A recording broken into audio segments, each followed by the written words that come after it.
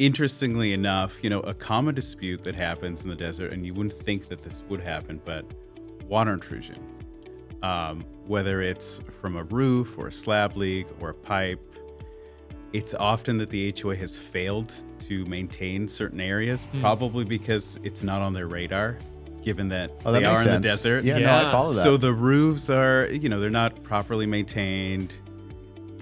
Sure, it does rain occasionally there, so when it does happen, every 6 years, we see a lot of water intrusion cases. Well, yeah, because it really doesn't matter. It's not necessarily a pressing issue until it is. Right. It's not a problem until it's a problem. Right. Yeah. That makes a lot of sense. I'm Luke Carlson, and for almost 2 decades, my law firm, Ellis Carlson Law, has been at the forefront of defending homeowners against overreaching HOAs. We're not just leading the charge, we've created the go-to playbook on how to fight back effectively. Join us as we delve into the world of HOA disputes, sharing insights from our extensive experience and landmark victories. Throughout this podcast, we'll bring you in-depth interviews, demystify complex legal principles, and provide practical tips to safeguard your rights. While the information provided shouldn't be taken as legal advice, our aim is to empower you with the knowledge, strategies, and real-life success stories needed to navigate and overcome the challenges posed by overreaching HOAs.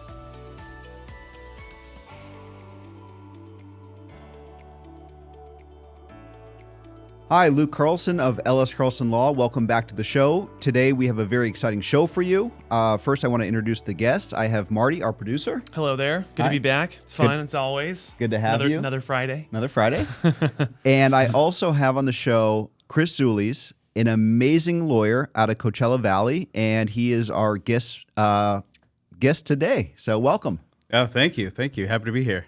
Thanks for joining us. And I'm excited because, Coachella Valley, Palm Desert, Palm Springs really has a lot of unique situations happening with bad HOAs. Mm-hmm.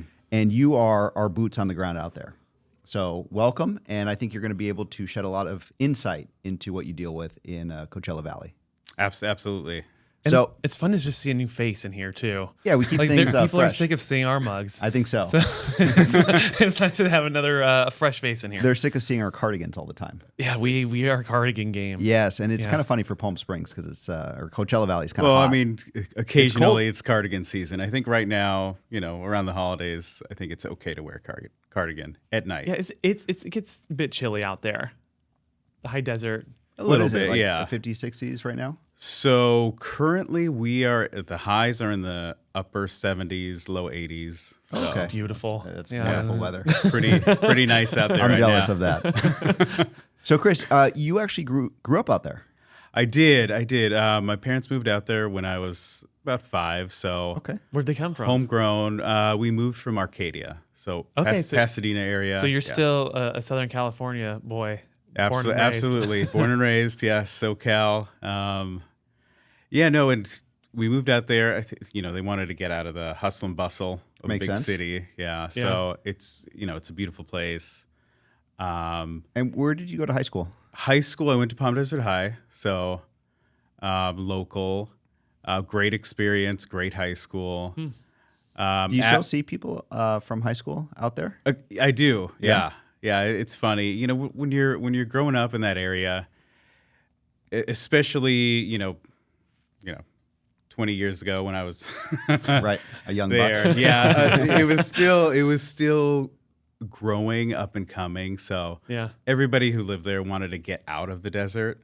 Okay. But now everybody's trying to get back in because they realize what a special place it is. So. Well, I think that's the Kardashian effect, right? Don't they have a house out there now? I think they do. Yeah, I think You I would think know. I would know. I watch the show. in La Quinta, yeah. Yeah. All right. Well, let's dive right in. We've already done a little bit of some information on your background. So you went to high school out there, and where did you go to law school?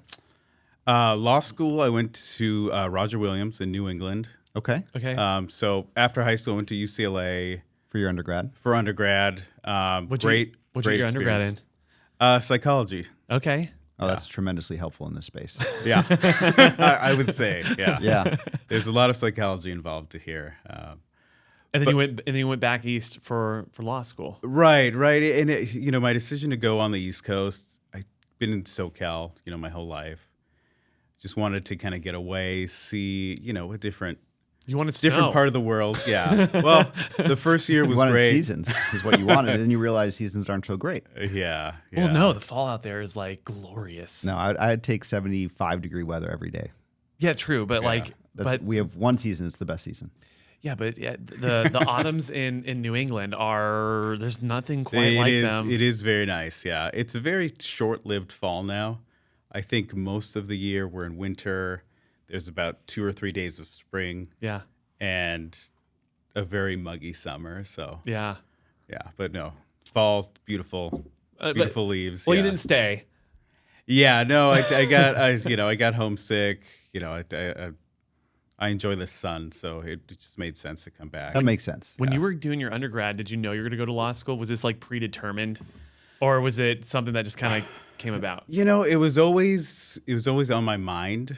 I entered as a pre-med at UCLA. Oh, really? So, and then Doctors I or realized, do I want to work with sick people, every single day? And then I pivoted, and just To a different type of sick person. Yeah. Oh yeah, you can say that. Yeah. So the first question then is, out of law school, what was your practice? Where do you start? What do you cut your teeth on? Out of law school, I went into family law. Great experience. And I think, having, you're dealing with serious situations that really affect family members, whether it's divorce or custody battles. So, having that experience, having been through that, it's very similar to what we're facing here in the HOA world, where people are being impacted, either their properties or their rights. And it's very important to them to have, legal representation, to be able to, navigate, these windy roads that they're facing. Yeah. Well, yeah, I think, especially with bad HOAs, it has such an impact on, like you said, property values, but also on quality of life. And, you're in a community and your life is under attack in some way. The place where you live, where you call home, is disrupted in a very real way. And it's a very emotional space. And as I see it, family law would be a great training ground to step into HOA conflicts. Absolutely. Because it's not clinical, it's not arm's length. I mean, this has massive home. impact. Yeah, exactly. Yeah. All right. So, let's start with, let's get into HOA. Yeah. Well, we got to get a little background. All Why'd you right. come to the firm? How many years ago? About 6 years ago And- now. So a couple years under your belt. yeah. No, definitely have some notches on my belt. a lot of notches. You got to get a new belt. There's so many notches on that belt. And what did you, started learning, getting the ropes on HOA law. What did you like about HOA law that's kept you here for 6 years? When I first came into the firm, HOA law, it was very interesting because it's not, people think of HOA law, oh, it's HOA law, how hard can it be? But it's very complicated. There's a lot of nuances, reviewing governing documents, navigating boards, neighbor to neighbor situations as well. So every day, I come in, you learn something new, and I just really like, that this type of law where it's expanding. There's a lot to learn, and every day you never know what's going to come across your desk. Well, I think it's constantly changing because you're right. Absolutely. I mean, a lot of, I speak with real estate attorneys who don't touch HOA law, and they don't touch it because, like you said, you have governing documents, you have fiduciary roles, you have, state law, you have statute, you have case law, and then you have human beings that are all up in the mix. And a lot of them don't know on the other side what they're doing. Right. You have incompetent board members, or you have tyrants, or you have self-dealers. So it's such a complicated chessboard. And I got to say, you've absolutely mastered it. And I want to applaud you for that. Oh, thank you. Because it is not an easy space, but and I'm going to share this with our listeners. You have such a reputation now that the other side was attempting to poach Chris. Oh, look at him blush now. I know. But I mean, think of it. You were such an advocate for homeowners that they wanted to bring you to what I consider the dark side of the practice, representing HOAs and associations. And I think that's a huge compliment. You're doing, For sure. You're banging them up so much that they're like, well, we just want him on our side. Yeah. And so I always saw that as a huge feather in your cap. But you didn't fall like Anakin, which is a No, good thing. I stayed in the light. You stayed on the right side of it, which is I think it's your testament to homeowners and empowering them and enforcing rights. Mm-hmm. So, all right, Marty, where do you want to go from here? Okay. Let's talk specifically about HOA disputes in the desert. There's nuance there. I'm sure that's different than Orange County. That's different than San Francisco. That's different than LA. So I'd love to talk a little bit about some of the challenges and nuances that you see specifically to the desert in the greater Coachella Valley and Palm Desert area. Sure. I mean, we come across a broad range of, disputes in the desert, but interestingly enough, a common dispute that happens in the desert, and you wouldn't think that this would happen, but water intrusion. Whether it's from a roof or a slab leak or a pipe, it's often that the HOA has failed to maintain certain areas, probably because it's not on their radar, given that they are in the desert. Yeah, no, I follow that. So the roofs are, they're not properly maintained. Sure, it does rain occasionally there, so when it does happen, Every 6 years. we see a lot of water intrusion cases. Well, yeah, because it really doesn't matter. It's not necessarily a pressing issue until it is. Right. It's not a problem until it's a problem. Right. I mean, Yeah. That makes a lot of sense. Yeah, and I mean, other issues we commonly see is boards overstepping their bounds, erroneously sending fines and violation letters to homeowners who just don't deserve it. Right. You occasionally see a tyrant board member oh yeah. really taking the reins on enforcing the HOA rules like to an extent that they shouldn't be. Right, and that's where you get into selective enforcement issues, Right. Especially with tyrant personalities. Absolutely, they love yeah. to flex their power on others. Often, to wrongfully. put it lightly. Yes, Yeah. to put it mildly. Well, I think it's interesting too because we always say that the board members are they're elected, but they're in many cases they don't have any sort of business acumen. They've never ran anything in their life, and you're just throwing anybody at this position, and there's a fiduciary obligation to fulfill it to some degree, and then they don't know what they're doing. So it's ripe for, and then they think they're above the law. Right, and I think that I don't think HOAs are inherently bad. Sure. But we do have certain personalities that are, drawn to a board member position within an HOA that they really shouldn't be in charge of an HOA. They get on the board for the wrong reason. Right. And I align with that. I mean, when an HOA is functioning, when it actually is complying with the CC&Rs, complying with state law, abiding by their fiduciary obligations and roles, HOAs can work very well. Yeah. They preserve property value. It's harmonious community. But when they go bad, they go so bad. Absolutely. It goes like overnight from a tranquil situation to a dumpster fire. Right. And when they do make a mistake, they're unwilling to admit that mistake. So they'll commonly double down on their bad decision, and it'll just escalate out of control. Okay. Right. So the question is, do you live in an HOA? I do. See, both two HOA lawyers. That I both do. Live I in said an HOA. I said I wouldn't, but here I am back in an HOA. Maybe they know Chris's reputation, so they keep things in check. No, but I mean, to your point, you've said many times on this podcast that you love your HOA. It runs well and does what it's supposed to do, and that's as of today, that is a true statement. As of whatever time it is right now, that is true. But again, until it's not. Exactly. The conditions can change overnight. You get a new election, you get one tyrant, one bad apple, and that can absolutely spoil the whole community. Absolutely. And we've seen it. You've seen it a million times. I've seen it a million times. So yeah, I mean, same thing with my HOA. They're behaving themselves. I've had no issues with them, but like Luke said, it could change overnight. Yeah. Just one bad apple will ruin things. Yeah. So speaking of, Luke has often said, if you can get a dispute handled without an attorney, that's a huge win.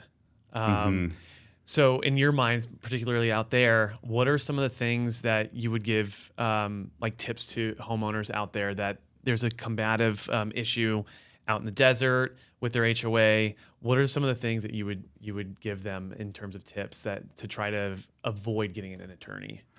Sure. I think first and foremost, I think it's good for homeowners to approach their HOA, their board, try to resolve things informally. In most cases, there could be a misunderstanding, an honest mistake was made. And, I think step one is approaching them, letting them know what happened, and seeing if you can resolve things informally. Because most cases, they'll be able to do that then and there. But assuming they're reasonable. Well, yeah, that's a big caveat. Yeah, I would say too, on that point, if you are a homeowner and you have a real serious issue with your association, to the best that you can, remove the emotion from it. Mm-hmm. Try to approach it from a very factual basis, and if you can do that, I think that sort of sets you up for success, assuming they're somewhat reasonable on the other side. Because naturally you're going to be very upset.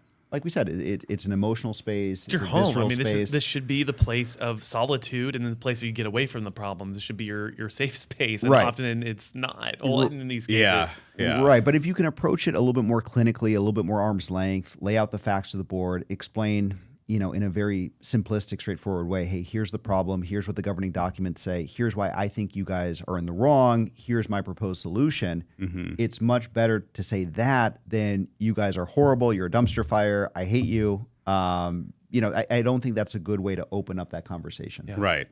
No, bring reason to the table. Correct. Give them an opportunity, to be reasonable, to collaborate in good faith.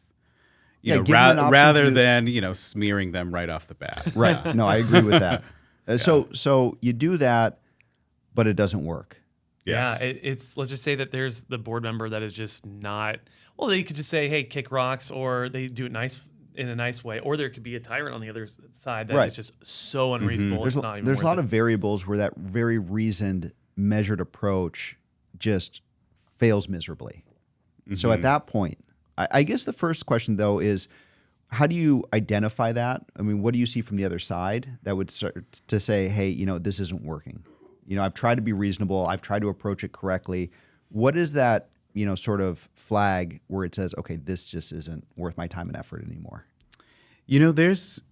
From my experience, there's a few common red flags you're going to see where the homeowner reaches out to the board, explaining the situation, trying to resolve things. And the board comes back and says, kick rocks or pound sand, right? What have you? Yeah. Or if there's something very reasonable that the homeowner is bringing to the table, and the board simply shuts them out or ignores them. They don't want to speak to them. They ignore them. They turn them off on a Zoom. That actually happens a lot. Whoa. Yeah. So they'll be in front of the board. They'll bring their position, and someone on the board will cut the feed. Well, and not only that, or mute them. Mid conversation. Yeah.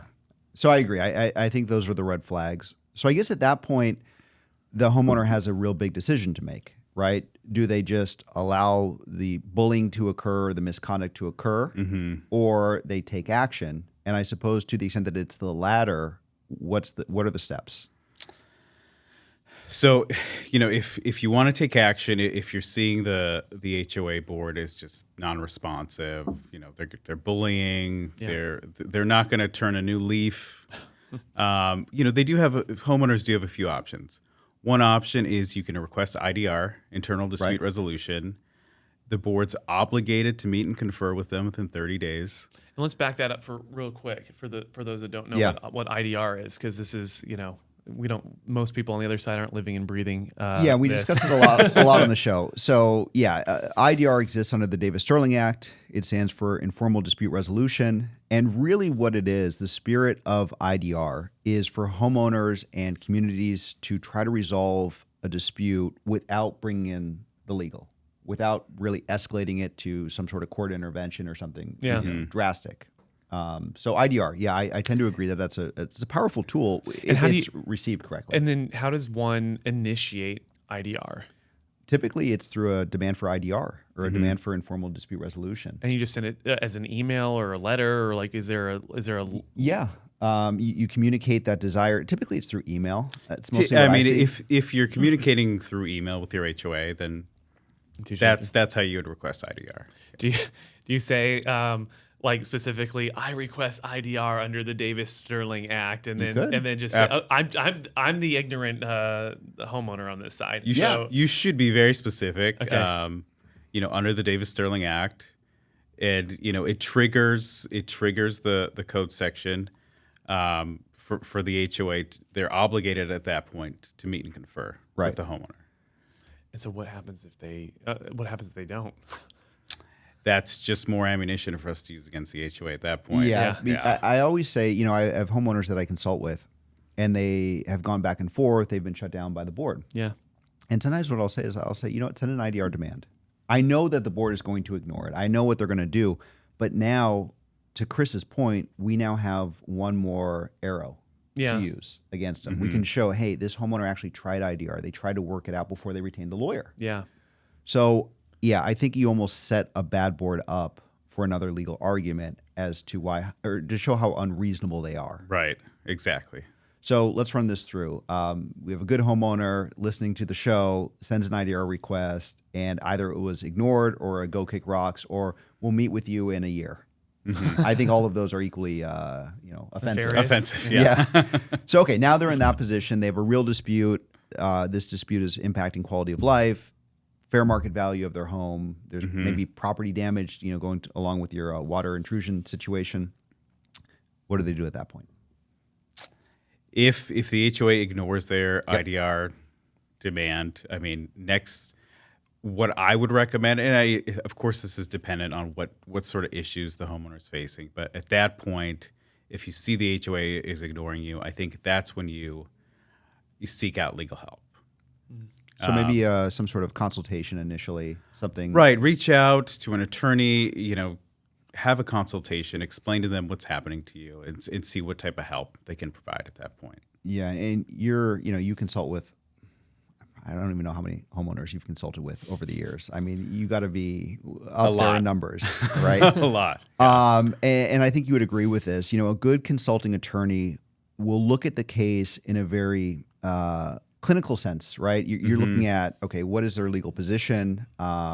What is the laws that have been violated by the HOA, whether it's the governing documents, whether it's statute, and really analyze at that point, okay, here are your options. But I think what's equally important is also analyzing the economic realities of hiring a lawyer, because you got to look at both sides of the coin, right? If the legal makes sense, the economics might not make sense, or vice versa. Maybe the legal isn't as strong as you'd like it to be. But I think a good consulting attorney, and what you're looking for, is someone who will tell you very bluntly your situation. It's almost like running an x-ray. Yeah. You go to a doctor, your leg hurts, and they run an x-ray and they say, well, it's broken, or it's sprained or fractured or what have you.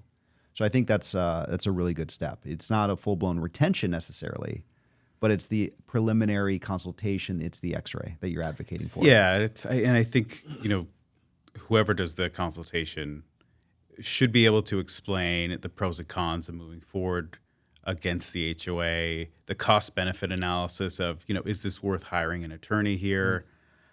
Because at the end of the day, a homeowner, they're one of the biggest investment in their lives is going to be that property. So it's very important to protect that investment. And once you see an HOA overstepping the bounds, affecting or impacting your property or your right to quietly enjoy your home, then I think you need to step forward a bit more aggressively to make sure that you preserve your rights. Yeah, and that's maybe when you bring in the advocate, someone who starts to take that law, take those facts, and really start driving those rights against an association or a bad association. So taking one step back, you've done a lot of consults with homeowners. What is a perfect scenario in terms of preparation from the homeowner? What do you like to see before you go into a consultation? Did they do evidence collection and timelines, documentation? What do you like to see? What sets you up for a greater success in a consultation? That's a good question. What I love seeing is a very brief timeline of events. Brief, couple pages at most. Depending on what's happening with the homeowner, but a timeline to just kind of give me a brief overview of what's happened. Snapshot, if you will. Yeah. It's snapshot, yeah. What's happened and what their goals are. Yeah. because that really helps me understand what they've been through and what they're looking for. Well, I think goals are very important because Absolutely. you should, if you're consulting with a lawyer, you really have to think about, okay, what is your primary objective? Mm-hmm. And a good consulting lawyer will say, we'll look at the timeline, we'll look at your objectives and say, hey, you know what, these objectives align with law. We can actually go after these objectives are reasonable. Or let's say your objectives exceed what the law can provide. At least a good attorney can tell you, hey, you know what, you have 10 things on this list, 8 are perfect, your last 2 aren't going to happen. And here's why. Mm-hmm. Even a judge can't award this. Yeah. And that gives them a better sense of reality. And it ultimately what it does, in my mind, is it allows the potential client, the homeowner, to make a better business decision in terms of what they want to do. Yeah. Instead of sugarcoating it. Yeah. You don't want an attorney who says, I can get all 10 things, I'm going to add 15 other things, right? Because ultimately, if you do push the issue, if you go all the way to trial or to, if you litigate this thing, the judge may not, or the jury for that matter, may not be able to award certain things. And so the best practices is always identifying at the very early stages, what are the objectives, how do they tether to existing law, current law. Right. So, no, I really like that. What about CC and Rs? Do you want to have all that information in front of you ahead of time? It's helpful to have the CC&Rs, to have any sort of communications between, the potential client and the HOA, or because that will give you a feel for what you're dealing with, right? well, yeah, we want to see if there's letters to and from the HOA and the potential client. We want to take a look at that. Yeah. It really gives us a feel of what's happening. Yeah. Yeah, what they're experiencing. Right. If I could add to that too, to the extent that there's water damage or water intrusion or some sort of property damage, I think photos are very helpful to see the impact. Because it's one thing to hear about it. Hey, my home's been destroyed. But then you see the footage where the home is actually destroyed. Right. Because that becomes very powerful, especially for prosecuting. If you get that in front of a mediator, if you get that in front of a judge or a jury, or even to the opposing counsel, it's quite possible that association counsel has never seen the impact. Mm-hmm. They may have heard about it, but don't understand the degree of the damage. Right. So I think that, and then also, you have some homeowners who actually go a little bit a step further, and they get an expert out, and we have an expert report which says, hey, this water intrusion came from a common area roof. Here's my diagnostic of that. Yeah. I think that could be tremendously helpful in a consult. Absolutely. Yeah.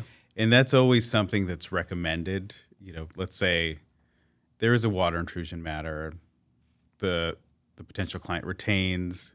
We always recommend getting an expert to come in there, give an opinion analysis of what's happening. Right. If we have that before the consultation, all the better. Right. And sometimes we don't have it, but we'll get it after Yeah. the representation goes. We can help coordinate that. So Okay, question for both of you then. For people that are hesitant about getting a lawyer on the other side, they've never. I mean, hopefully, you never have to work with a lawyer in your life because it's usually it's usually because there's a problem. Exactly. No one calls us with good news. Yeah. So on the other side of that, for someone that never hired a lawyer or is hesitant about jumping in and kind of going down that route, what would be your advice or tips to them? Well, listen, if you're concerned, I would, first place I would look is just sort of the general feedback in the community about the law firm. You can go see the bios. You can look at the individual attorneys. You can read feedback typically through reviews online. I mean, there's a lot of different sources nowadays that you can to access and sort of scrutinize a firm before you even call. Yeah. So that might give you some comfort. The other thing too, realizing the consultation is not really a full commitment to hiring a lawyer. This firm, we charge for the hour. We typically carve out a full hour to meet with potential clients because it does take time. We roll up our sleeves. But other firms offer free consultations. Yeah. So you can call around and maybe even get some free advice before you really sort of invest in a lawyer or in representation. At the end of the consult, I mean, what should they expect to get out of it? I think your ideal scenario at the end of the consultation is options and the pros and cons of those options. And those options might be, hey, we recommend full-blown representation. We recommend going to mediation. It could be, hey, at this point, I think you need to go self-help first, test the waters. Sure. There are certain situations where maybe they went through the ADR process, which is also under the Davis-Sterling Act. It stands for Alternative Dispute Resolution, which exists after the IDR process. Maybe they went through ADR So if that happened, it didn't settle at a mediation, there's no compromise or resolution, maybe we're looking towards litigation. But a good consulting attorney will be able to present the options and the pros and cons of those options. So you're empowered. You then know, hey, these are the different avenues I can pursue. Here's the upside of it. Here's the potential downside. And that empowers you because now you know your options in a very real way. Right. So I think at minimum you get that from a consultation, or you should. That's something you should be seeking. Yeah. All right, Chris, I'm going to hit you. Wildest HOA you've seen in the desert? Wildest just a spicy one that comes to mind without obviously naming names. I would imagine there's too many. Give us the yeah. Oh boy. Wow. Give It's us a the quick one. loaded question. In terms of wildest, I have seen an HOA in the desert go after one of our clients for parking violations. The client itself it's an investment property. The client has a renter in there. The property owner keeps getting violation notices from the HOA, fining them for cars parked outside their property. The cars themselves are not associated with the property at all.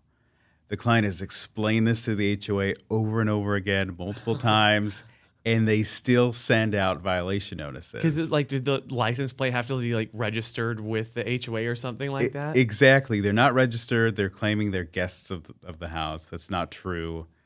Eventually, what happened is we got involved, reached out to the HOA, presented them with a cease and desist letter. Their attorney got involved, and then the violations were wiped at that point. The adults got in the room. I'm actually glad you identified parking, because if you look at it sort of a little bit more from a distance, when you said wildest situation and you said parking, that was anticlimactic. But I think it goes to the heart of this though, because it could be a very small thing that is so obscene and so obnoxious. Yeah, it's almost like a death by 1,000 cuts sometimes in these scenarios. Absolutely. Right? Yeah. It's not. I always bring up the wildest situation our firm has seen, that I've seen, which was a false imprisonment situation out of Florida. Yeah, that was so egregious and so wild. But I think within this scope of egregiousness, right, even the small things like parking can fester and manifest into something really horrible. Yeah. So yeah, I get that entirely. Well, and what the HOA should have done in that situation, and what a lot of HOAs do, is they cite that specific vehicle, not the home where the vehicle is parked outside of. So the proper procedure would have been a citation and then potentially towing that car, instead of guessing who's responsible for that car.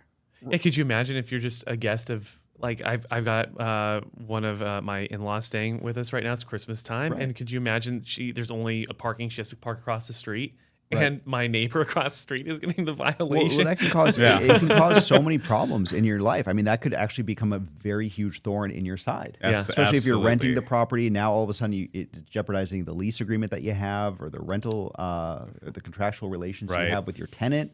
And these things can manifest into extremely bad situations very quickly. Yeah. So I actually like that one. Sorry, it was anticlimactic there. That's okay. No, but I think it goes to the point. A lot of these are subtle. Like these HOA issues could be very kind of subtle in nature, but have drastic impact. Yeah. So something like parking violations or fines, or what we see frequently too is HOA dues that are miscalculated to some extent, and all of a sudden you have $10,000 in late fees, even though you pay automatically on time. We had one client, and I met with her, wonderful lady, and she goes, I just got this bill. And I look at the bill, it was for $80,000. And I said, how is this possible? She's like, I don't know. This is the first bill I've ever seen. And she brought all of her bank statements, and sure enough, she paid on time. It was automatic. And it was just an accounting error. But it sent her into a tailspin, of course, because they were threatening liens. They were threatening to go very aggressively. They outsourced it to a collection agency. I mean, it was just a nightmare. We get involved, and she tried to work it out with the association. She attempted IDR. They shut her down. They said, no, you owe the $80,000. It's like, this is my first notice. You've never told me I was late, and here's my bank statements. They reject the clear evidence that she didn't do anything wrong. Mm-hmm. It actually forced her hand to get us involved, and we were able to negotiate it out very quickly because eventually the attorney steps in. That attorney was the adult in the room. Yeah, took a minute to actually look what was happening, and sure enough, it was an oversight. It was a clerical error. Yeah, but these things can happen, and they can have, again, massive impact on your quality of life. Yeah. Well, and to go along those same lines, recently we're getting very similar fact patterns from potential clients where the HOA has in fact gone beyond that and placed a lien on the property without notifying. Without following procedure. There's the Fair Debt and Collection Act that they have to follow. Oh, there's a lot of steps, T's you have to cross and I's to dot before you put a lien on someone's property. Absolutely. But, in a similar fashion, the HOA completely refused to communicate with the client. Failed to look at what the client was saying in that situation, that, this was an oversight. There was an automatic payment set up with their bank account, and this is the first notice that they received. Right. And the HOA has already placed a lien on their property, which is completely wild. outrageous. That's nuts. Yeah. All right. Well, we've done this segment a few times, Chris. It's going to be exciting to have another attorney in the room for it. So I feel very fortunate to have another attorney in the room. There's a subreddit that is people just complaining about their HOA, and there's some spicy posts in there. I'm sure. So I randomly picked a spicy post for you, which isn't too spicy, but and typically how I approach it, we analyze it under California law because obviously we're both California lawyers. Okay. Yeah, and you're not giving legal advice. I have no idea where this comes from, but it's just a fun exercise, if you will. So I'm gonna read it. It's a bar exam. And question, then you guys are gonna give me your take on it, and it'll be fun to have two people in on it. So the HOA approved my 10-foot tall shed, even though the CC&Rs state a maximum height of 8 feet. I followed all the requested steps, submitted detailed schematics, and allowed ample time for the HOA to review and approve plans. Ultimately, I received a written approval confirming that the dimensions were acceptable. The shed was tastefully designed, blends well with its surroundings, and is located under trees in an HOA-approved spot. It's not visible from any road, only my neighbor can see it. Now, my neighbor has formally complained about the shed's height. Given the HOA's written approval, which explicitly addresses the dimensions, I'm wondering if they can legally require me to tear it down or make changes despite the CC&Rs. My position is that the approval should stand, as the Architectural Improvement Committee had the necessary information and should have flagged any issues before granting permission. My hope is that the written approval protects me, and the responsibility for ensuring compliance with the CC&Rs lies with the committee, not me. This is a fun all right. That's a good fact pattern. I know, this is a great fact pattern. All right. This is kind of an easy fact pattern, if you will. All right, Chris, you take the lead on this one, and then I'll chime in. So this happens often, where the HOA does in fact approve something that may or may not be within the confines of the architectural guidelines, the CC&Rs, and the rules and regs. Essentially, the HOA, this homeowner is not at fault here. The HOA has approved it. If for some reason a neighbor has an issue with it, the neighbor needs to take it up with the HOA at that point. This individual, they followed the rules. They went through the proper procedures. They obtained approval. If there was a mistake made on the HOA's part, that's their issue at this point. Yeah, it seems like the complaining neighbor could bring it up with the HOA, but this individual who wrote this relied upon representation from the association. Sure. And relied to the extent that they put money into it. They had someone design it, they had someone build it, and they did it because there was written approval. Yes. Now, if that fell outside and was causing some issue for the neighbor can say, well, hey, you shouldn't have approved it. You did this wrong. Now my home is impacted and I have a decrease in fair market value because I got to look at a 10-foot shed. That'd be maybe hard to prove. But at least from the writer's position, I mean, they just hold on to that written authorization for it. What do you think the ultimate, that seems pretty clear cut. However, in your opinion, the neighbor's not at fault either. the neighbor is aggrieved as well because they didn't fall that the CCNRs are clear, and yet the board approved it. Well, that's what I'm saying. The neighbor could have a grievance against the association for wrongfully approving a shed. So where do you think this ends up going? Just, I mean, we're not. There's no right or wrong answer. Just an opinion. Where do you think this ends up? Like ultimately, I think status quo has remained. Yeah, ultimately, I would agree. 2 feet of a shed. Yeah, it's de minimis. It's not enough. I mean, listen, I guess in an extreme example, the association could say, you know what, fine, we will pay for a replacement shed. Maybe. But I think the association might be protected on this one, saying, hey, it was a small error. Business judgment rule comes in. Right. For us, it's better for them to leave it than the association to pay our funds out on this. And I guess short of the neighbor proving any sort of real damage, I don't think the neighbor is going to be in a very strong legal position. Right. Now, is there a technical breach? Yeah. Are they going to spend a ton of money fighting it? Probably not. So I would say that the builder of the shed probably has a good position. Or does have a good position. I would agree. The complaining neighbor has an uphill battle on this one. And it's practically speaking, it's tough to, once something's constructed, approved by the HOA like we have here, it's really tough to go back. Or unwind it. And deconstruct it. Yeah. So. All right. Yeah. Chris, I'm going to hit you with 5 questions to close this one out, just for fun. Okay. Because it'll be fun for the people on the other side to get to know you. Okay?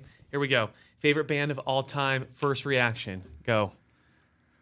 Rolling Stones. Okay. Ooh, nice one. Do you have a favorite album by them? There's no wrong answer. He doesn't want to offend the Rolling Stones. Yeah, no, they're. No, I think just general, all the albums are exceptional. That's wrong. The correct answer is Sticky Fingers. Okay, favorite movie. First thing that comes to your mind. Gladiator.